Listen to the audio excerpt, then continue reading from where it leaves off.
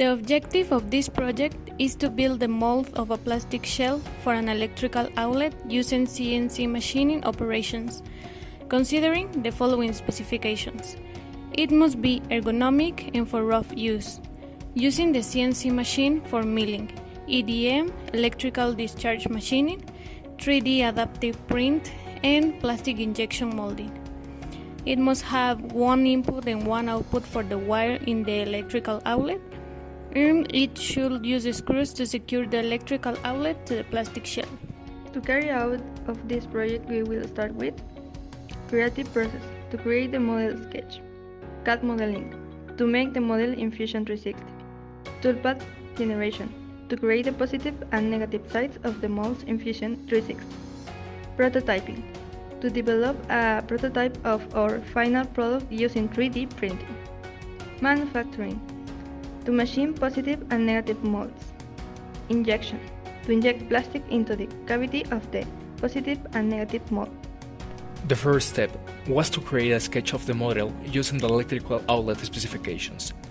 The next step was to model it in Fusion 360, considering the top and bottom of the part.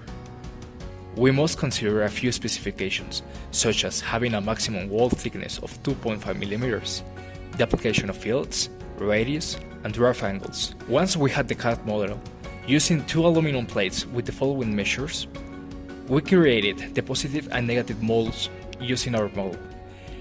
We created a setup which contained toolpaths in order to simulate the manufacturing processes and in these ways generate the G-code with the post-processing. To give us a better idea of how our piece resolved after the injection, we printed the electrical shed in 3D. After making sure the measurements were suitable, we manufactured our negative and positive molds using the same machines we selected in Fusion, when we generated a toothpath and a 100 Kia CNC machine for milling. The tools used for the manufacturing process are the following ones: a face mill tool, flat end mill for the adaptive process, ball mill tool for the finished process. Finally, a drilling tool was used. We proceeded to put the molds in the machine to carry out the plastic injection. The machine used was the Fusion Sheen Automodel FT90. It is suitable for two and multi-components products, adequate for working with polyethylene.